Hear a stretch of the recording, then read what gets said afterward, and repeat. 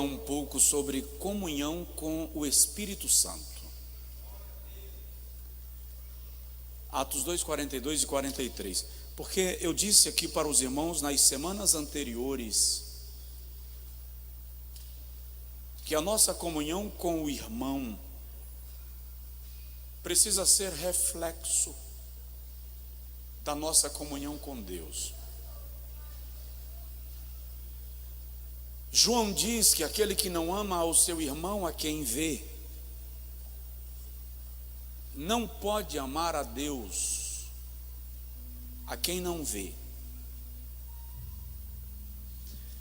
E ao longo das 4 semanas anteriores, quando eu falei sobre comunhão com Deus e comunhão com Jesus Cristo, e os privilégios da comunhão com Deus, e os privilégios da comunhão com Jesus Cristo, eu disse aos irmãos repetidas vezes que o conceito de comunhão com Deus, que não inclui a comunhão com o irmão, é um equívoco. Atos 2, 42 e 43 diz assim, não vou pedir para você ler comigo em voz alta, porque essa máscara está lhe incomodando, e a sua voz não está saindo com liberdade.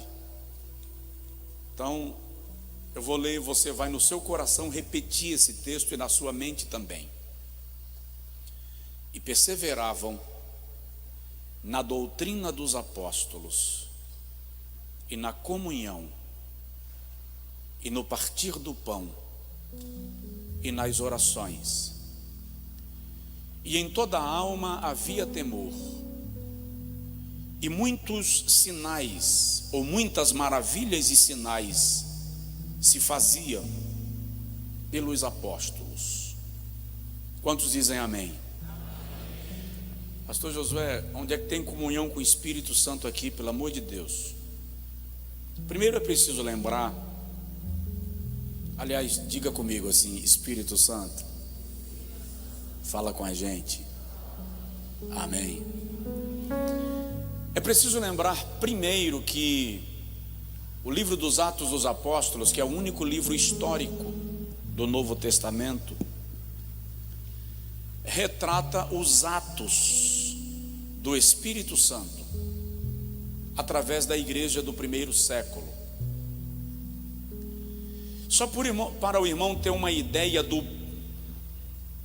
da amplitude da ação do Espírito Santo através daqueles irmãos, basta lembrar que em Atos 2, a presença do Espírito Santo era tão real,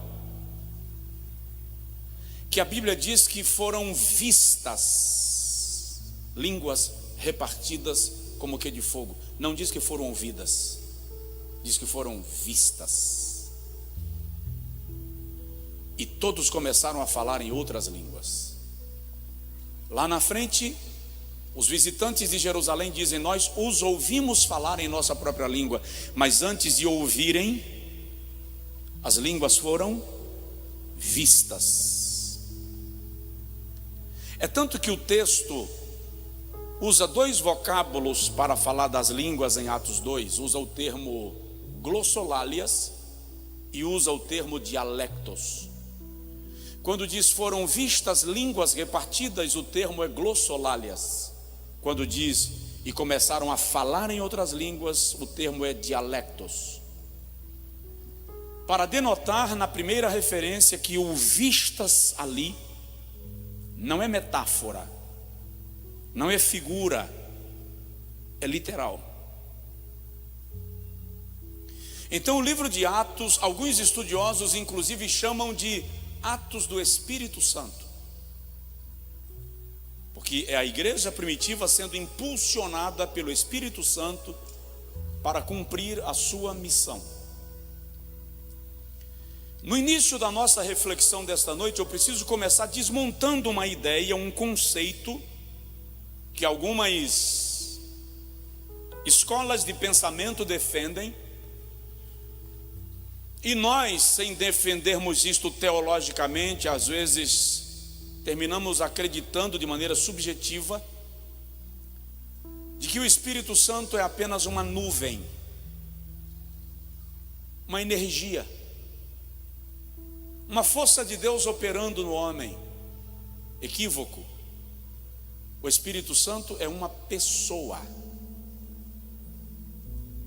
pessoa da Trindade Santa. O Espírito Santo é Deus. E só para você ter uma ideia, o Espírito Santo é Deus habitando em nós. Só 10 crentes ouviram, eu vou repetir para lhe dar a chance. O Espírito Santo é Deus habitando em nós. João capítulo 14, versículo 16 e 17. Se o pessoal da mídia puder projetar pelo menos a referência, para quem está anotando ter mais facilidade. João capítulo 14, versículo 16 e 17, Jesus diz assim: eu rogarei ao Pai, e Ele vos dará outro Consolador, o Espírito da verdade, o qual o mundo não vê, nem o conhece, mas vós o conheceis, porque Ele estará convosco e habitará em vós. Alguém me ouviu? Diga amém. Ele habita em nós. Na primeira carta de Paulo aos Coríntios, capítulo 3, versículo 16 e 17, Paulo diz que nós somos o santuário de Deus, e que o Espírito de Deus habita em nós. Não ouvistes que sois o santuário de Deus, e que o Espírito de Deus habita em vós? Se alguém destruir o santuário de Deus, Deus o destruirá. Na maioria das vezes, nós crentes transitamos na terra e não nos conscientizamos da verdade mais poderosa da vida cristã depois do Calvário. Por que depois do Calvário? Porque a verdade mais poderosa da vida cristã é: Cristo morreu por nossos pecados, ressuscitou para a nossa justificação e está sentado à destra de Deus, onde intercede por nós. A segunda verdade mais poderosa da nossa fé, do nosso credo, é: o Espírito Santo foi enviado para habitar no crente e intercede por nós diante de Deus nas nossas orações. Então nós transitamos no mundo e na maioria das vezes não nos lembramos que o Espírito de Deus habita em nós. 1 aos Coríntios, capítulo 6, versículo 19 e versículo 20, Paulo diz assim: fostes comprados por bom preço. Glorificai, pois, a Deus no vosso corpo e no vosso espírito, o qual pertence a Deus. E aí ele reafirma que o Espírito de Deus habita em nós. Segundo aos Coríntios capítulo 6, Paulo não só afirma que o Espírito de Deus habita em nós, como diz assim: neles habitarei e entre eles andarei. Alguém me entendeu? Diga amém. O Espírito de Deus está aqui. E mais do que isso, o Espírito de Deus está em você. Onde você vai, onde você transita, onde você caminha, o Espírito de Deus está presente na sua vida. Paulo escreve aos Efésios, capítulo 2, versículo 20 a 22, e diz assim: edificados sobre o fundamento dos apóstolos e dos profetas, do qual Cristo Jesus é a principal pedra angular. Vós sois conjuntamente edificados nele para a morada de Deus em espírito. Você não está entendendo? Presta atenção. O mundo pode desabar, você pode ficar sem um conto no bolso, tudo pode estar acontecendo, mas o Espírito Santo está dentro de você, habita em você, mora em você, e isto é extraordinário. Por isso que João, na sua primeira epístola, capítulo 2, versículo 27, diz assim: vós tendes a unção do Pai. Ele está falando ali da presença do Espírito Santo morando em nossa vida e confirmando que nós somos eleitos do Senhor, escolhidos do Senhor. Para vivenciarmos a comunhão com o Espírito Santo, a primeira coisa que nós precisamos ter consciência é da sua presença em nós. Porque alguns de nós vai orar e de algum modo a impressão que nós temos é que o Espírito Santo vai entrar num ônibus da companhia X em Salvador e vem para a Feira de Santana, enquanto a gente ora, para nos visitar na nossa oração, quando na verdade Ele já está dentro de você. E de maneira linda e extraordinária, a Bíblia diz que é Ele quem leva as nossas orações a Deus. Quando Jesus fala acerca da obra e do ministério do Espírito Santo, em João capítulo 15, versículo 26, Jesus declara que o Espírito Santo veio para nos ensinar, nos dar testemunho dele, de Jesus. O Espírito Santo veio para comunicar Jesus ao nosso coração.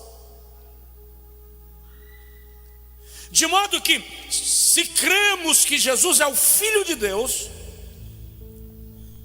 não é porque os filmes da paixão de Cristo nos mostram o seu sofrimento, mas porque o Espírito Santo testifica acerca de Jesus no nosso coração.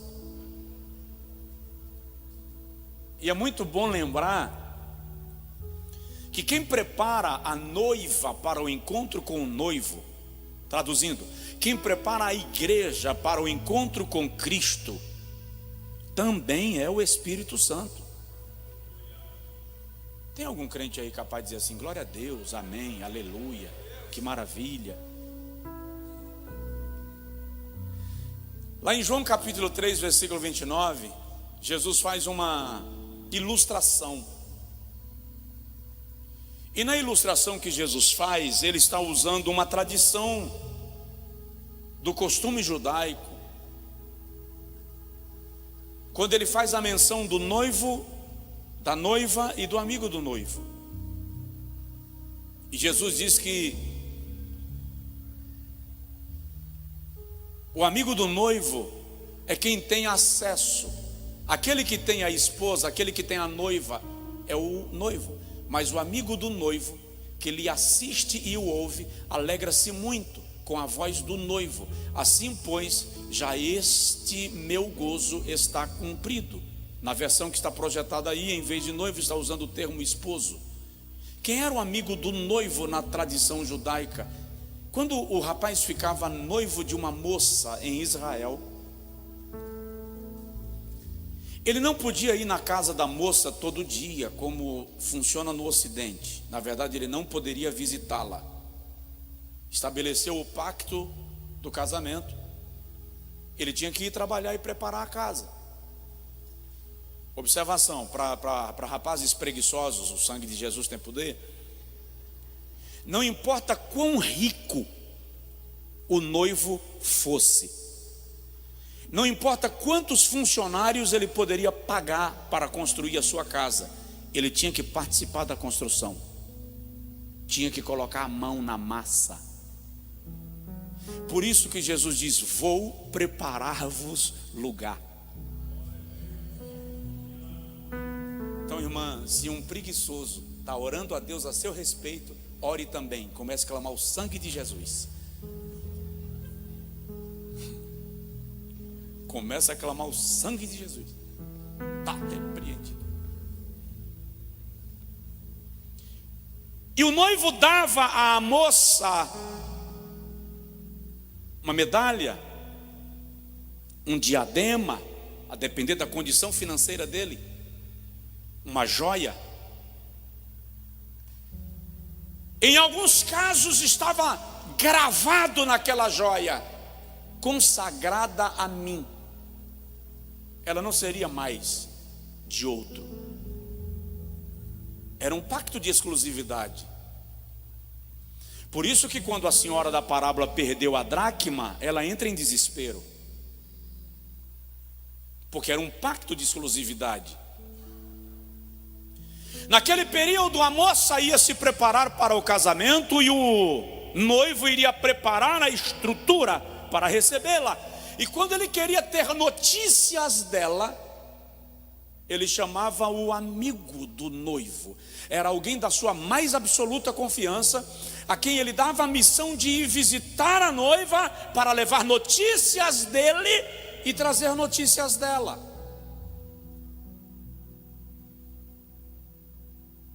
E todas as vezes que o noivo mandava o seu amigo visitar a noiva, ele tinha que mandar presentes. E isso, irmã, alguém entendeu a mensagem profética? Não é possível. Ele tinha que mandar presentes para ela. E o presente não eram flores. Flores? Flor murcha. Tinha que mandar joia. As irmãs podiam dizer assim: oh Deus, renova nossos dias como dantes. Ele tinha que mandar joias para a noiva. Por quê? Porque era com aquelas joias que ela haveria de se adornar para o dia do casamento. Se ela aparecesse na cerimônia sem adorno, não era culpa dela, era culpa dele que não investiu nela. Deus está falando.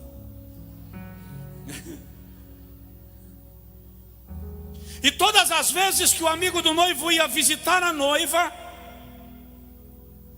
ela, por sua vez, preparava um banquete. O banquete não era para o amigo do noivo, o banquete era para o noivo. Mas como o noivo não podia vir, era o amigo do noivo quem saboreava do banquete para perceber os dotes culinários e os cuidados dela. E quando o amigo do noivo voltava para o noivo e dizia: olha, o casamento está de pé, o noivado está confirmado, eu entreguei as joias, e o banquete tinha figos, havia tâmaras, geleia de tâmara, tinha mel tirado da rocha. A comida era perfeita, porque aquilo era para o noivo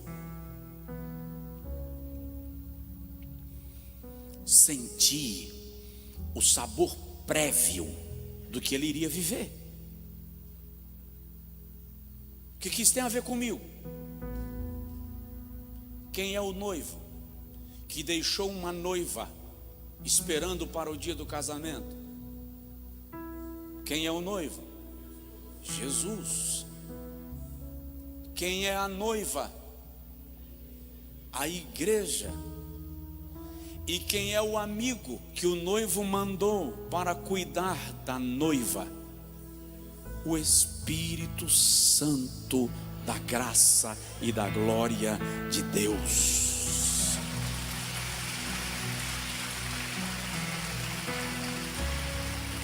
E qual é o banquete? Por isso que as pessoas precisam entender que culto não é encontro de fanáticos. Culto não é reunião de gente que não tinha outra coisa para fazer. Culto é banquete. O amigo do noivo está aqui. Os louvores, as orações, a celebração, os aplausos, a adoração, é banquete que é oferecido ao noivo, e o amigo do noivo está transmitindo, encaminhando e dizendo: o noivado está de pé, a aliança está firmada, o casamento está vivo, e a noiva continua esperando a tua vinda ou a tua ida para buscá-la para o encontro mais desejado. Então, ter comunhão com o Espírito Santo é desfrutar do privilégio de assentar-se à mesa com o amigo do noivo. Tem alguém aí? Diga amém. E é bom lembrar que o ministério do Espírito Santo é sublime, excelente. E ele é o executivo das obras de Deus. Quem é o Espírito Santo? Aquele que executa as obras de Deus através da igreja. Deixa eu falar rapidinho sobre isso e a gente para. Aí semana que vem a gente continua. Então deixa eu te falar primeiro, por exemplo, o Espírito Santo foi quem operou na criação. Diga comigo: o Espírito Santo operou na criação. O Criador disse, o Espírito Santo executou. Gênesis capítulo 1, versículo 1 e 2 diz assim: no princípio criou Deus os céus e a terra. E a terra era sem forma e vazia. Por quê? O Criador a criou sem forma e vazia? Não, ele a criou perfeita. Alguns estudiosos sugerem que entre esse versículo 1 e o versículo 2 há uma pequena distância de alguns bilhões de anos. No princípio criou Deus, Elohim, os céus e a terra. Há um espaço de tempo e a terra tornou-se sem forma e vazia. Houve uma catástrofe, houve alguma coisa que a terra tornou-se sem forma. Ali é invisível, envolvida pelas trevas, pela escuridão. Vazia ali é sem vida, não havia habitantes, mas o Espírito de Deus pairava sobre a face das águas. E a expressão pairava aqui é uma expressão semelhante à posição de uma galinha chocando os seus ovos. Ele estava sobre a face das águas, gerando vida. E disse Deus: haja, e houve. Porque o Espírito de Deus pairava, gerava, fazia. Ele estava lá operando na criação. Salmo 104:30 diz: tu enviastes o teu Espírito e criaste. Toda a natureza, conforme nós conhecemos e ou não conhecemos, é resultante de uma ação poderosa do Espírito Santo, criando segundo a palavra de Deus. Então, o Espírito Santo participa de maneira poderosa e de maneira gloriosa da criação, de modo que ter comunhão com o Espírito Santo é ter comunhão com aquele que executa a palavra de Deus. Então, essa ideia de que o Espírito Santo é uma luz, é uma nuvem, é uma força, e há quem diga que o Espírito Santo não está presente no Antigo Testamento, é um quadrado equívoco, não é redondo, é um equívoco tamanho de quem não parou para percebê-lo em toda a Escritura. Ele está lá, criando. Diga amém. Segundo, é o Espírito Santo quem inspira as Sagradas Escrituras. É o Espírito Santo quem inspira as Sagradas Escrituras. 66 livros, cerca de 40 escritores, escritos ao longo de séculos, em circunstâncias e culturas diferentes. Alguns desses escritores eram pastores de ovelhas, outros boiadeiros, vaqueiros, reis, pensadores como Salomão, fazedor de tendas, pescadores, sacerdotes ou filhos de sacerdotes.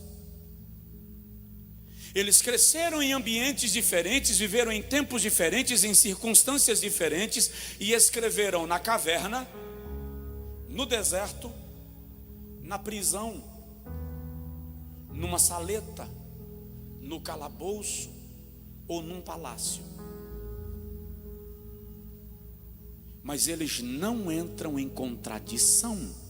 Um não contradiz o que o outro disse.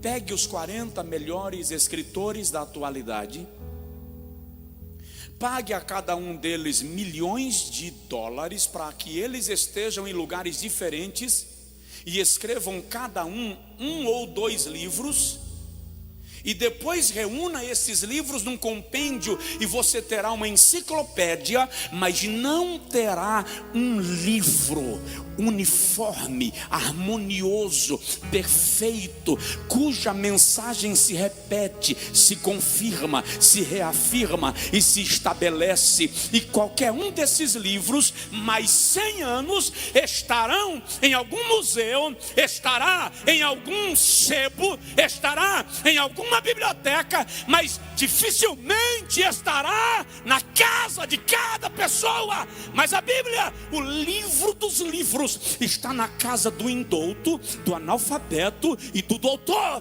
do cientista e do homem comum, do rei e do plebeu, do rico e do pobre, no Brasil e na China, na África e na Europa, porque a palavra de Deus permanece para sempre.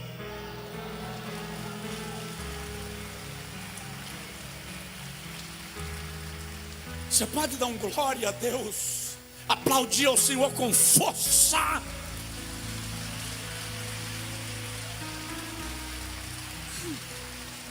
E o camarada vem me dizer que na Bíblia contém erro. Com todo respeito, cidadão, erro tem na sua cabeça oca.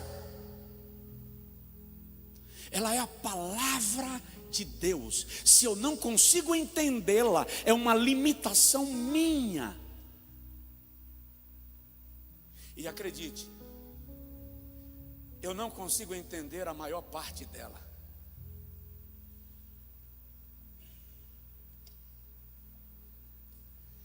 Um simples salmo me coloca em confusão.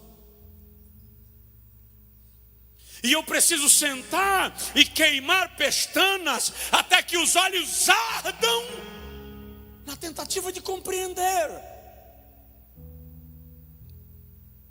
Aí quando eu percebo que o entendimento não é meramente intelectual, eu chamo o autor. Deixa eu te contar um negócio.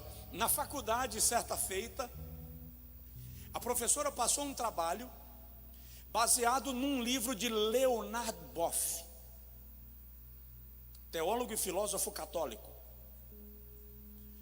E nós teríamos que fazer um tratado daquele livro. E eu viajei, fui pregar em Brasília, levei meu computador para escrever durante o voo. Na volta, quando eu estou na sala de espera do aeroporto, esperando o meu voo, senta na minha frente Leonard Boff. Eu disse: você não veio para cá?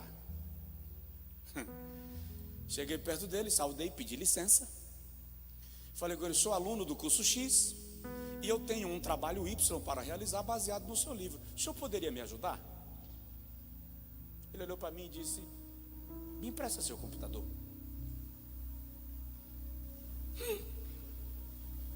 Tu acha que eu precisei fazer mais alguma coisa depois?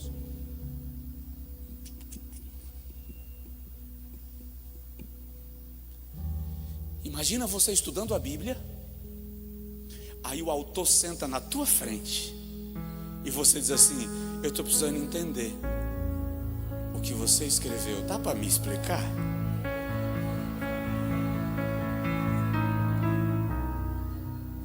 Quando você não entender nada, convida o autor. Por isso que tem gente que faz confusão com a Bíblia, porque fala hebraico, grego, aramaico, português, mas não convida quem inspirou. Aí você compreende a Bíblia intelectualmente, você compreende a Bíblia do ponto de vista literário, mas não recebe a revelação. Primeira epístola de Pedro, capítulo 1, versículo 21, Pedro diz assim: porque nenhuma profecia é de particular interpretação, porque homens de Deus falaram movidos pelo Espírito de Deus.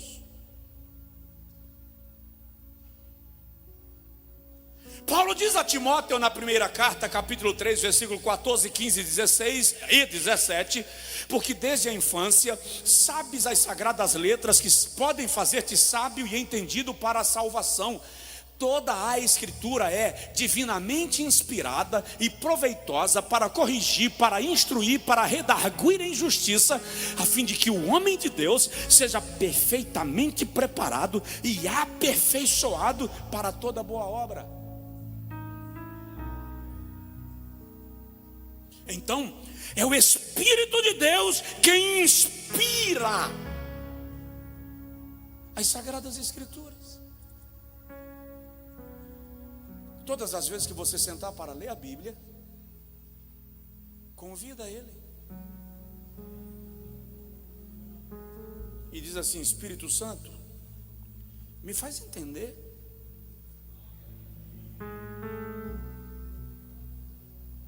O mais simples salmo tem uma revelação extraordinária. E é o Espírito Santo quem nos leva a entender. João capítulo 14, Jesus diz assim: o Espírito Santo, versículo 26, vos fará lembrar todas as coisas que eu vos tenho ensinado.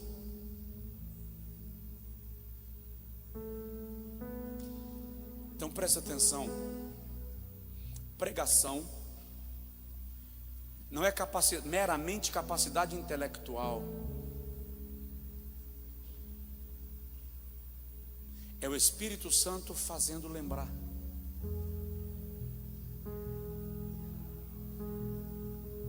É Ele quem traz a palavra no momento certo, na hora certa. De modo que às vezes você diz assim: era para eu ter dito isso. É ou não é? Você que já teve a oportunidade de dar uma palavra, um testemunho, uma ministração, Já teve a experiência de quando terminar dizer assim: planejei dizer isso e não falei. E às vezes você ensaia a pregação na sua mente, ou o ensino, ou o curso, ou a aula, ou a conversa de grupo, e você planeja qual é o ponto principal. Aí quando você termina, você percebe que o ponto principal você esqueceu de falar.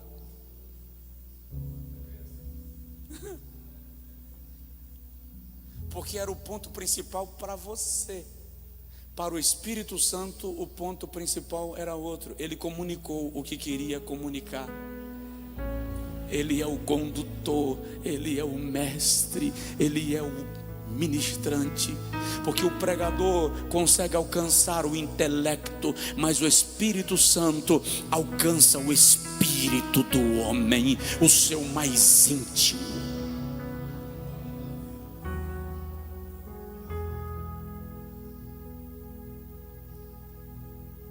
Alguém diz amém? Terceiro,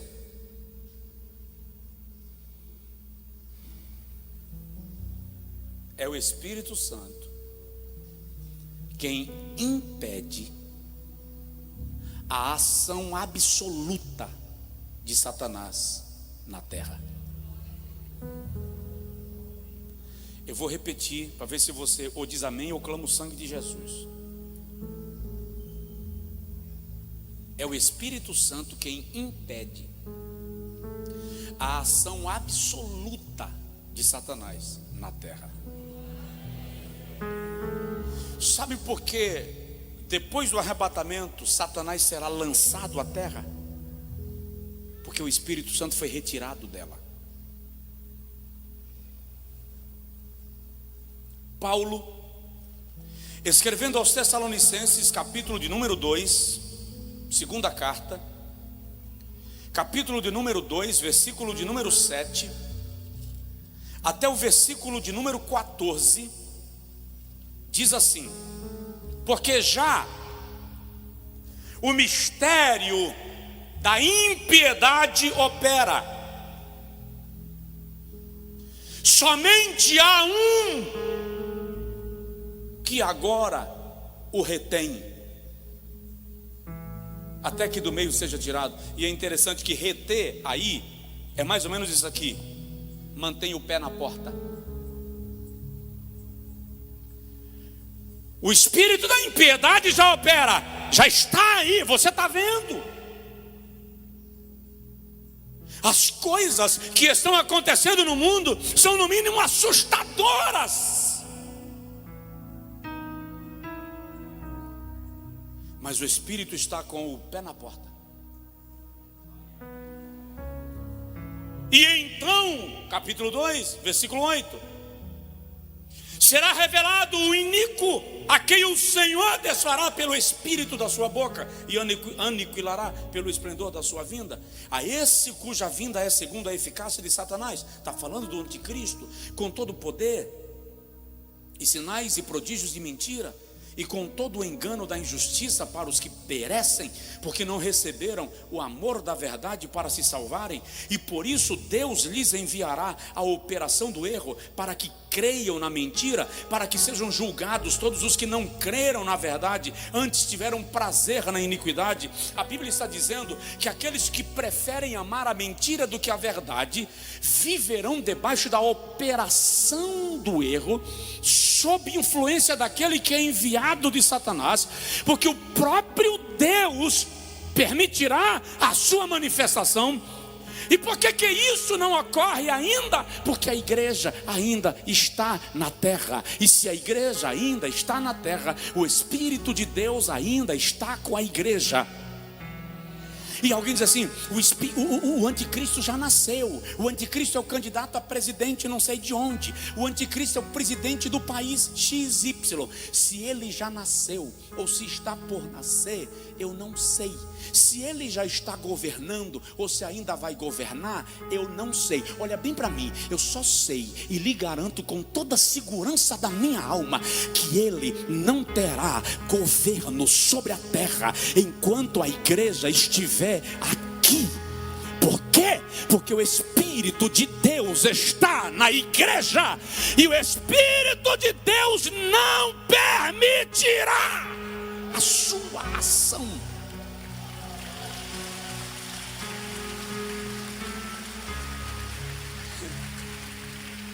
Que o diabo quer assumir o controle dessa coisa toda rápido, é claro que ele quer. Nós estamos vivendo um momento espiritual tão sério, que a gente não se bate com o demônio na rua, porque eles não são físicos, são espíritos. Satanás já queria ter dominado esse negócio todo. É por isso que, presta atenção, o espaço para a igreja vai se tornar cada vez mais restrito. O conforto para a igreja na terra vai se tornar cada vez menor. Por quê? Porque o espírito do anticristo está forçando a porta, e o Espírito Santo está segurando. Ainda não. Ainda não. E o espírito do anticristo está agindo e se manifestando de todas as formas. Adoração a demônios acontece abertamente. Sacrifícios humanos acontecem sempre. Adoração aos homens, antropolatria, antropocentrismo,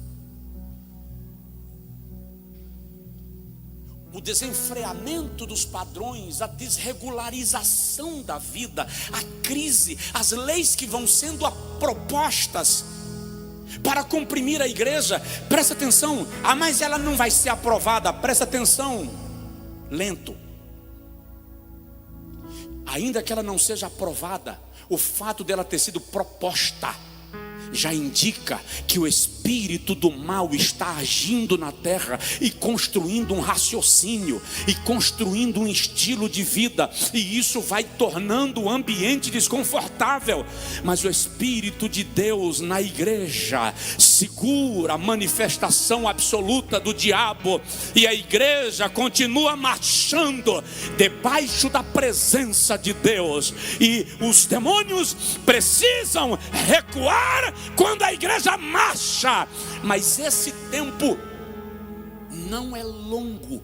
Não falta muito tempo para que a igreja seja chamada da terra à glória, e Satanás vai assumir o controle absoluto dessa coisa, de sistemas de governo, de sistemas econômicos. Mas aqueles que aguardam a bem-aventurança da vinda do Senhor Jesus Cristo permanecem cada vez mais apaixonados pela glória de Deus.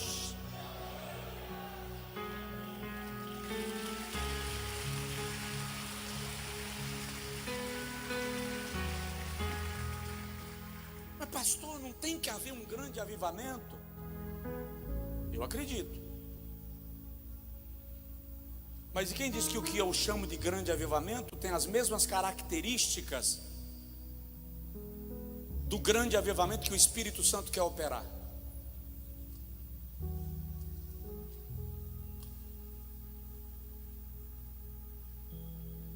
Quem nos garante que muitas vezes situações como uma pandemia nos ocorrem, e não é apenas o filtro de Deus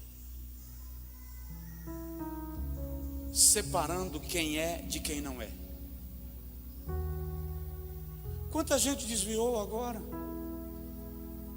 só porque não foi ao templo durante 4 meses, 5 meses, esqueceu a fé.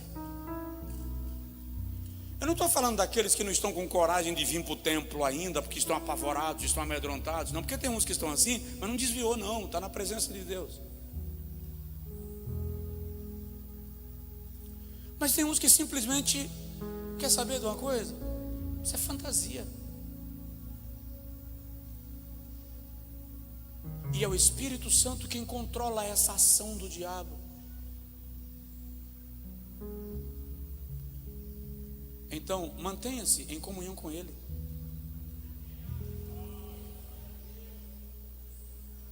Eu vou lhe dizer uma coisa com muita, e já vou terminar, com muita precisão: Satanás está vivo e ativo no planeta Terra.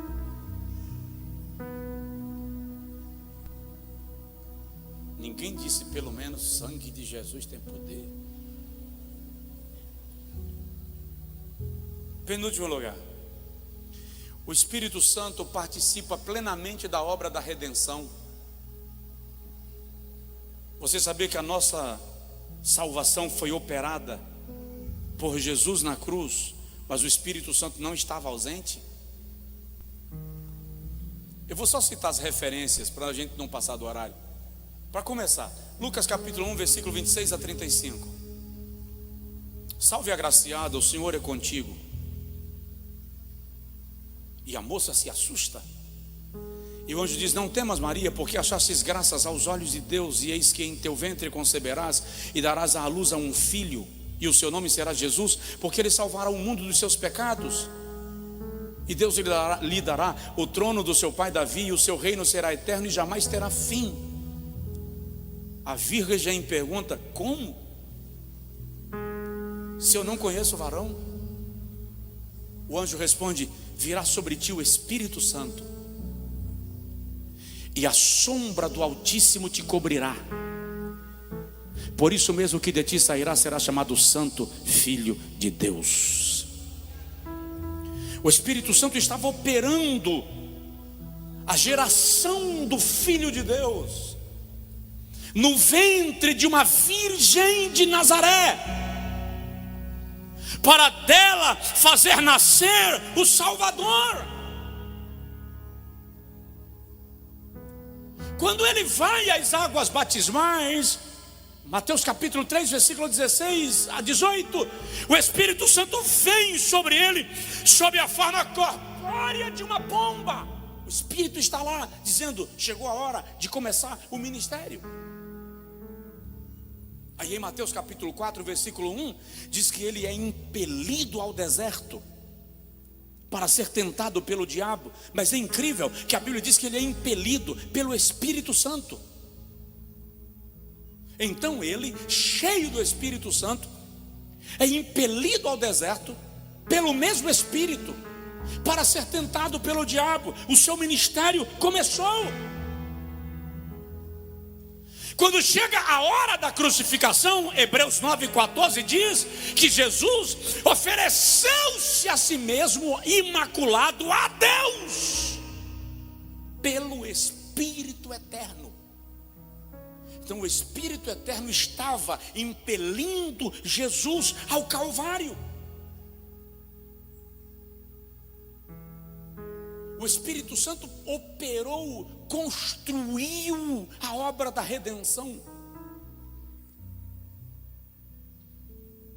Se o Espírito Santo não trabalhasse acerca disso, eu e você não teríamos o conhecimento da verdade do Evangelho.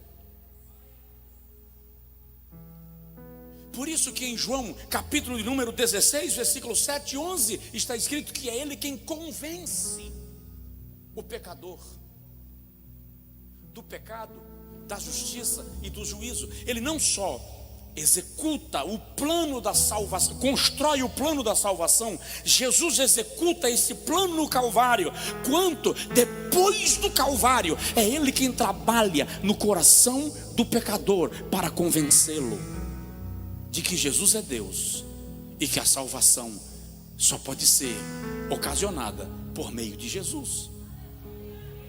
Eu disse aqui domingo algo pela manhã. Eu não gosto daquela ideia de eu ganhei X almas para Jesus. Eu não consigo terminar um culto que Jesus salvou 10, 20, 100 pessoas e dizer: ganhei 100 almas para Jesus. Quem ganha almas é o Espírito Santo.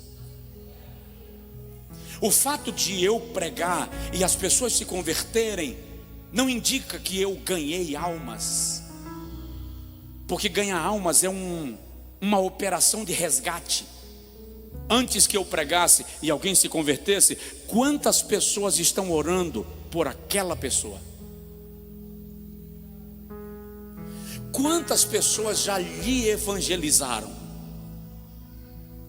Quantas vezes procurando uma rádio no carro, ele passou por um programa evangélico e ouviu só uma frase, e o córtex cerebral arquivou.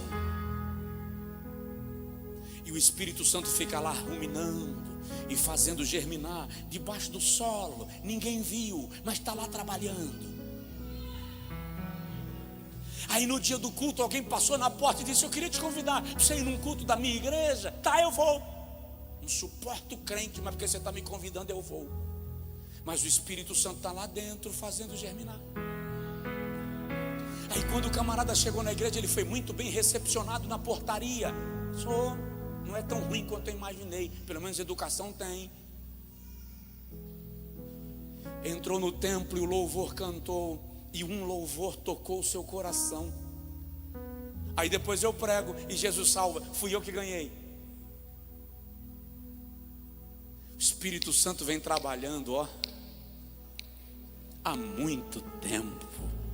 Aliás, tem casos que na gestação, a mãe, que às vezes nem está viva mais, colocava a mão e dizia: Deus, eu consagro a ti. Quando nasceu e cresceu, foi para o mundo, pintou o 7, bordou o 8 e coloriu o 9. Mas a oração da mãe continua ecoando na presença de Deus acerca daquele indivíduo. Quem ganha almas é o Espírito Santo. Eu e você somos resultados da operação do Espírito Santo para a salvação do nosso ser.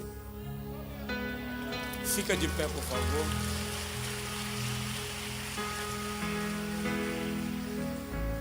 Então eu vou te dar uma palavra. Semana que vem eu continuo nesse assunto. Eu vou falar com você sobre o privilégio da comunhão com o Espírito Santo. Mas eu quero te dar uma palavra. Conversa com ele e diz: Espírito Santo, não larga eu não. Lembra de Davi? Senhor, não retire de mim o teu Espírito. Porque é muito perigoso a gente não perceber quando perdeu a conexão com o Espírito Santo. Sansão nem viu. E em Juízes capítulo 17 está um dos textos mais tristes do Antigo Testamento.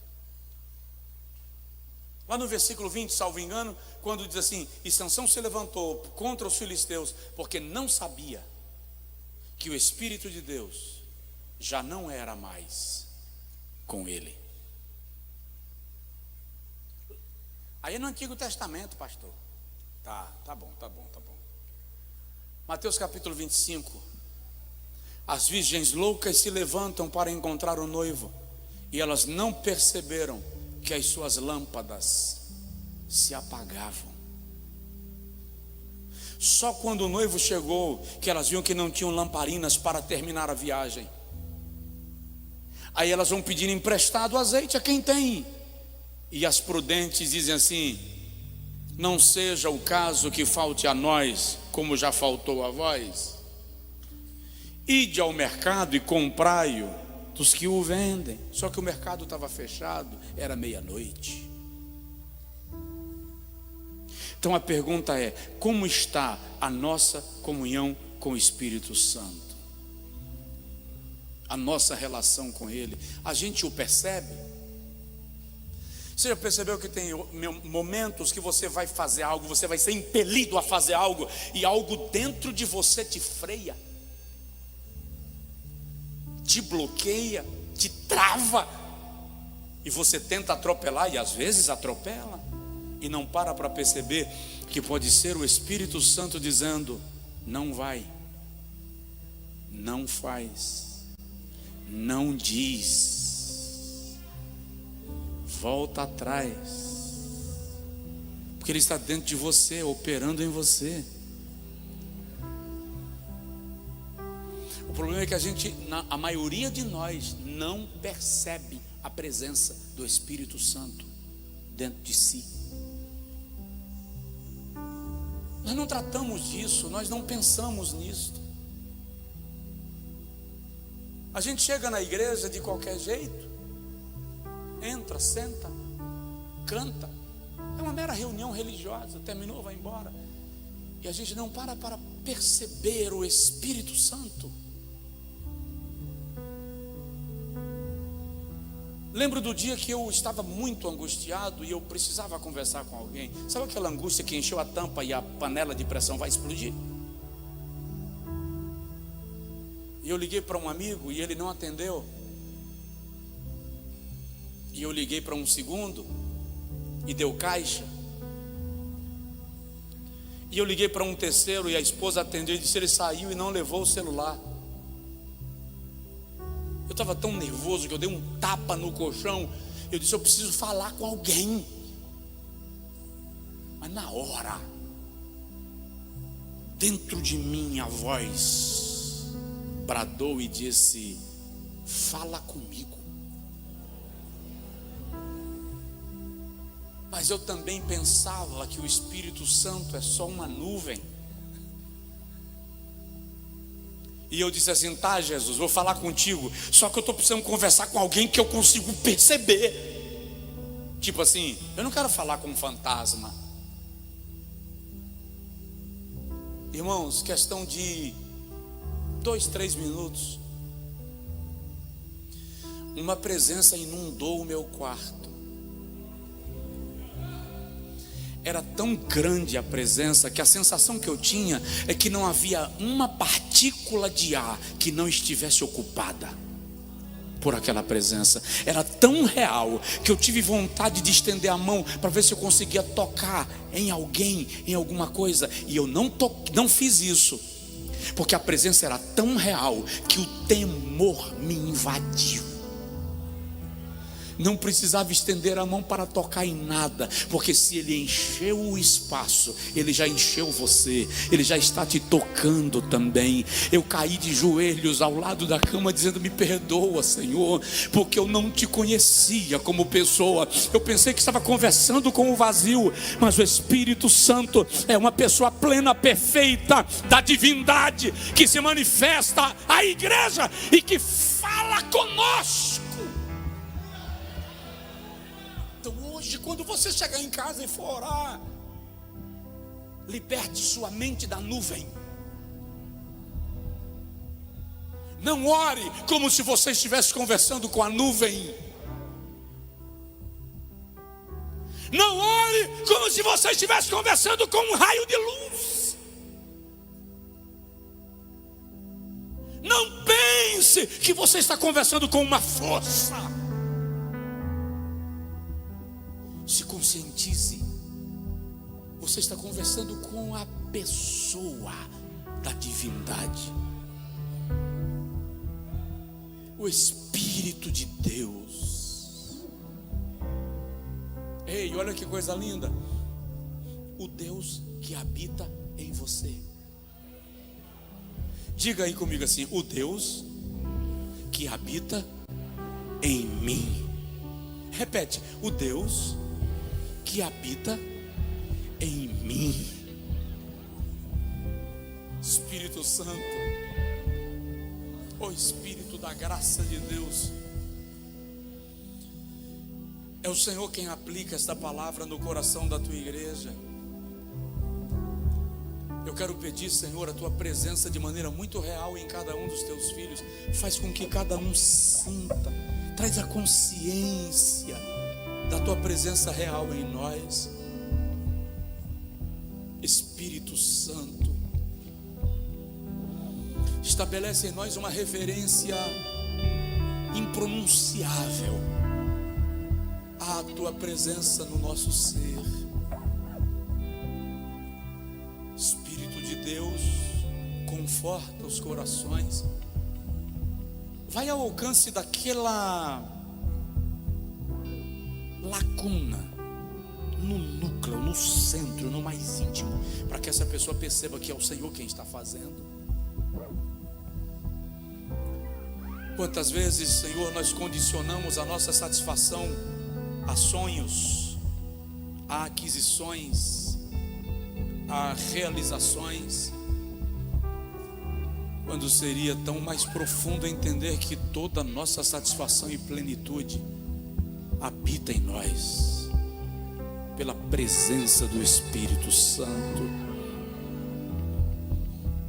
E como sinal da tua presença, Senhor, sopra uma brisa suave, que alcance mais do que o corpo, uma brisa que alcance a alma. Causa isto aqui esta noite e faz o teu filho, a tua filha sair daqui tomada por esta presença magnífica do Espírito Santo.